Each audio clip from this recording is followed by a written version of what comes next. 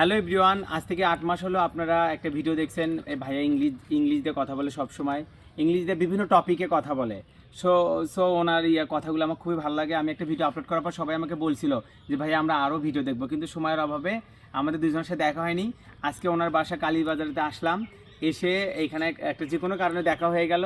আর এই সুযোগটা আমি তো হাতছাড়া করবো না, এই সুযোগে আমি ওনার সঙ্গে ভিডিও বানাচ্ছি। ভাইয়া, আমার ডান্স বা আমার পাশাপাশি এলাকা কেমন লাগে, আমার সব কিছু আপনাকে একটু অ্যাক্টিভিটিসটা আমার দর্শককে বলে দেন। First of all, I am having a very special guest today, and he is very, very popular in Gaimanda district. So after getting this special person, I am so much excited, and he has requested me to create a content about this person. So he performs very well, and you know that he can perform in many stages. So I have been astonished to witness his dance. And আমি বিশ্বাস করি তার ডান্সগুলো সাধারণ মানুষকে inspire করে। I am so much তার আবার একটু স্টপ করাবেন। না না না We are here to discuss about something. So this person has said that if you have the intention to say anything about myself, so I have agreed with him on this point. So আপনারা জানেন যে গাইবান্ধার জেলার মধ্যে সবচেয়ে একজন জনপ্রিয় dancer হিসেবে পরিচিত আমাদের এই বাদল ভাই। সো বাদল ভাইকে আমি এখানে পেয়ে I am so much proud. একটা সময় ছিল আমি তার একটা বিশাল ফ্যান ছিলাম, যখন আমি অনেক ছোটো ছিলাম। তার সাথে কথা বলা তো দূরের কথা, তাকে দেখে আমি শান্তি পেতাম। সো এখন আমার কাছে এসেছি একটা ভিডিও করার জন্য। I am so much happy today. So আমি আমার যে ফিলিংসটা, এক্সাইটমেন্টটা আমি ভাষায় প্রকাশ করতে পারতেছি না।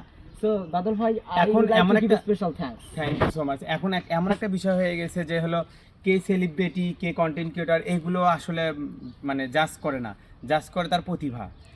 আগে আমরা বিভিন্ন কন্টেন্ট বানিয়ে মানুষের, মানে আমি যেরকম ডান্স প্রোগ্রাম করে সবার কাছে কিন্তু ভালোবাসা নিছি, এখন কিন্তু অতটা লাগে না। কিন্তু ওরা সহজ সরলভাবে কিছু ভিডিও আপলোড করে, ফানি ভিডিও হোক, যে ভিডিও হোক, আপলোড করে সবার মাঝখানে মানে মাঝে চলে যাওয়ার পর সে জনপ্রিয়তা হয়। কিন্তু এই জনপ্রিয়তা কিন্তু বেশি দিন টেকে না ভাইয়া। আর আমি যে প্রতিভাটা বা মোস্তাফিজুর ভাইয়ার যে প্রতিভাটা, এইটাকে আমরা সেলুট জানাই, বা এটা কষ্ট করে আসছি আজকে আমরা অনেক অনেক অনেক অনেক কষ্ট করে চড়াই। ভাই যে কথাটা বললেন জনপ্রিয়তা লাস্টিং, লং লাস্টিং। তিনি 10 বছর আগেও যেরকম পপুলারিটি ছিল, এখন আর তার থেকে বেশি।